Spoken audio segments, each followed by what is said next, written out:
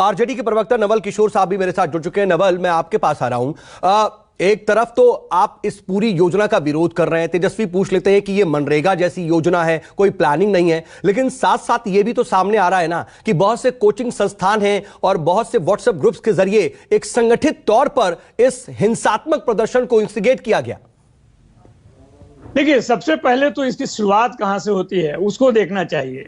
ये सरकार सिर्फ तानाशाह नहीं है, अहंकारी भी है, और दूसरा है कि वो कुछ सुनना भी नहीं चाहती है और सेना के माध्यम से युवाओं को धमकाती भी है कि अगर तुम प्रदर्शन करोगे अपनी इच्छा के लिए, अपने हित के लिए, तो तुमको सेना में आने नहीं देंगे। ये लोकतंत्र के लिए बहुत ही खतरनाक दिन है कि सेना के माध्यम से युवाओं को धमकी दिया जा रहा है। सेना का इसमें कोई हस्तक्षेप नहीं होना चाहिए। ये नीति सरकार के द्वारा लाई गई है अग्निवीर, और अग्निवीर जिसके द्वारा लाई गई है उसके कार्यकर्ता और नेता ये कह रहे हैं कि कोई 4 साल में कोई युवा के पास 12 लाख 15 लाख रुपए आ रहा है, इससे बड़ी बात क्या हो सकती है। अग्निवीर बन के आएंगे तो उनको हम अपने कार्यालय में चौकीदार रख लेंगे, अवसर कहां नहीं है। देखिए, इस तरह का बात करना उनके लिए, उन युवाओं के लिए जो जोश, जुनून और जज्बे के साथ देश की सेवा करने चाहते हैं, यह बेहद शर्मनाक है कि यह पार्टी जो देश में इतना साल 8 साल से शासन कर रही है और जो बात कहते हैं बिल्कुल झूठ होता है। 2 करोड़ नौकरी की बात, 15 लाख की बात, हाल फिलहाल में बिहार में जो चुनाव हुए 19 लाख रोजगार की बात, आज 19 महीने हो गए, 19 रोजगार भी नहीं दे पाए हैं। नहीं, लेकिन नवल ठीक है, ये अपनी तरफ है और इसका विरोध किया जा सकता है, लेकिन हमने देखा बीते 3-4 दिनों तक किस तरीके से बिहार में हिंसात्मक प्रदर्शन हुए। बीजेपी तो साफ तौर पर कह रही है ना कि इसके पीछे आप लोगों का हाथ है, आपके नेता उन्हें भड़का रहे हैं। देखिए, यहां संवादहीनता का ये तो पराकाष्ठा है ना। जो आपके साथ शासन में है बिहार में, उनको मालूम ही नहीं है, वो पुनर्विचार करने के लिए कह रहे हैं। वो कह रहे हैं कि ये खतरनाक है।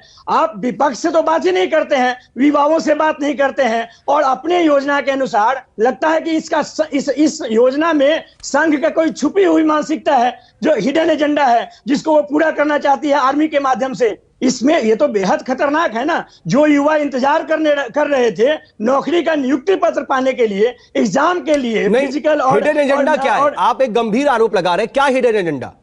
देखिए, हिडन एजेंडा इसलिए कहा जा रहा है कि जो योजना आप बता रहे हैं वो इतने आनंद फानन में है, इतने आनंद फानन में योजना लाए गए कि उसके बाद लगातार उसमें आप अमेंडमेंट्स कर रहे हैं, नए नए नोटिफिकेशन ला रहे हैं। इसका मतलब है कि आप किसी भी तरह युवाओं को समझाना चाहते हैं कि आपके हित में है, लेकिन ये उनके हित में नहीं है, क्योंकि जो युवा तैयारी करता है वो उस अपॉर्चुनिटी की पूरी बात उसको मालूम होती है और उसके बाद वह तैयारी करता है। ये ऑल टुगेदर अलग बात आपने कह दी। हिडन एजेंडा का आरोप लगा रहे हैं, लेकिन पूछ रहा हूं तो आप बता नहीं पा रहे कि आखिर हिडन एजेंडा क्या है। मैं आऊंगा अनुमा आपके पास भी, नवल आपके पास भी, लेकिन 10 सेकेंड। हिडन एजेंडा ये है कि अगर अग्निवीर योजना इतना ही अच्छा है तो इसमें तो एक ही बात की गारंटी है ना कि 4 साल के बाद 75% लोग बेरोजगार हो जाएंगे। ये हिडन एजेंडा नहीं, तो ये हिडन एजेंडा है, ये क्लियर है, ये ओपन है, ये ओपन है। योजना के ऐलान के वक्त ही ये बात कही गई कि 25% को अंदर लिया जाएगा, 75% को आगे एडजस्ट करने की कोशिश होगी। ठीक है नवल जी, ठीक है। अनुमा, आप इस पर रिस्पॉन्ड करना चाह रही हैं, लगातार आप उंगली उठा रही है, आप अपनी बात रख दें। देखिए, वो मेरे भाई जो हिडन एजेंडा कह रहे हैं वो मैं आपको बताती हूं और थोड़ा पढ़िएगा। शुट्स्टफेल करके एक ऑर्गेनाइजेशन था, इसी को साल शुद्ध कहते हैं। ये हिटलर की नाजी आर्मी में एक पैरामिलिट्री फोर्स थी जो हिटलर के ओरिजिनल वॉलेंटियर्स थे। तो ये लोगों को इसी तरह की एक स्कीम से उस नाजी सेना में डाला गया था। और ये संघ का, मैं बिल्कुल स्पष्ट बोलूंगी, ये संघ का, मैं 11 साल संघ के स्कूल में पढ़ी हूं तो और भी स्पष्ट बोलूंगी कि ये संघ का एजेंडा है, क्योंकि जो जरूरतमंद और जज्बे वाले बच्चे हैं वो नहीं आएंगे, वो नहीं जाना चाहेंगे। उन्हें तो जॉब सिक्योरिटी चाहिए, परिवार को देखना है। कौन आएगा? शाखा जाने वाले वो लोग जिनको बीजेपी ओबलाइज करना चाहती है और वो बीजेपी से ओबलाइज्ड फील करना चाहते हैं। एक और बात, मुझे चूंकि आपने समय दिया है तो मैं बीजेपी के प्रवक्ता की बात का आपको जवाब देना चाहती हूं। जल्दी से। उन्होंने कहा कि हमारे समय में रोजगार बढ़े हैं। श्रीमान, क्वार्टरली एम्प्लॉयमेंट सर्वे होता था और उसके बाद पीरियोडिक लेबर फोर्स सर्वे होता था। सर्वे बंद करा दिए गए 2016-17 से ही, और 2019 के चुनाव के पहले सारे सर्वे बंद करा दिए गए। तो अब इनका कहना है कि हम जो कहेंगे वही ब्रह्म वाक्य है। ये क्या बात होती है, इतनी तानाशाही? ठीक है, मैं रिस्पॉन्ड करने के लिए अभी गुरु प्रकाश है नहीं, मैं उनसे भी जवाब लेने की कोशिश करूंगा अगर दोबारा जुड़ते हैं तो। कि गुरु प्रकाश एक बार फिर से जुड़ चुके हैं। और गुरु प्रकाश, अनुमा आचार्य और नवल किशोर ने कई गंभीर आरोप लगाए और साफ तौर पर यह कह रहे हैं मोटे तौर पर कि एक हिडन एजेंडा है, उसको आगे बढ़ाने के लिए आरएसएस का एक एजेंडा है, उसको आगे बढ़ाने के लिए यह मूल चूल बदलाव आप कर रहे हैं। आपका रिस्पॉन्ड। देखिए सऊद जी, ये हिडन एजेंडा तो पिछले 8 साल से बोल रहे हैं। ये 8 साल से खिसियानी बिल्ली खंबा नोचे, लेकिन बता नहीं पा रहे हैं क्या है, और बार बार लगातार कभी इस पे बोलेंगे कभी उस पे बोलेंगे। इनके पास कोई तथ्य नहीं है, कोई तर्क नहीं है। ये लोग पॉलिटिकली हाशिए पे आ गए हैं, राजनीतिक रूप से जो हाशिए पे आ गए हैं। देखिए, कानून सदन में बनेगा, कानून सड़क पे नहीं बनेगा। कानून सदन में बनेगा, कानून सड़क पे नहीं बनेगा। जो लोग सदन में हाशिए पे आ गए हैं, जिनको देश की जनता ने 2014 में 2019 में बाहर का रास्ता दिखाया है, वो इस आपदा में अवसर की तलाश कर रहे हैं। करने दीजिए उनको, पुनः उनको यही पराजय का सामना करना पड़ेगा। ये बार बार इनका यही उपाय है। ये सड़क पे एनार्की फैलाना चाहते हैं, अपराध, अराजकता, बस ये इसका सिस्टम बनाना चाहते हैं। लेकिन हम लोगों ने स्पष्ट किया है, सेना के तीनों प्रमुखों ने स्पष्ट किया है, लेकिन अभी भी ये जो कुछ परिवारवादी शक्तियां हैं, कुछ वंशवादी शक्तियां हैं। एक सेकंड रुक जाइए, मैं आ रहा हूं, आपका जवाब लेता हूं, पूरी बात हो जाए जी। ये वो देखिए, बोलने दीजिए, आरजेडी के संस्कार हैं, वो करेंगे, करने दीजिए उनको। परिवारवाद है, किस परिवार से आते हैं बता दीजिए ना। आप कौन से परिवार से आते हैं? नवल नहीं, पर्सनल हमला नहीं, पर्सनल अटैक नहीं। जवाब ले लेते हैं, जवाब ले लेते हैं, उसके बाद मैं आपके पास आऊंगा। जल्दी से गुरु प्रकाश अपनी बात पूरी करें। इस प्रकार ये डिबेट की गरिमा होती है, लेकिन राष्ट्रीय जनता दल से अपेक्षा रखना गलत है।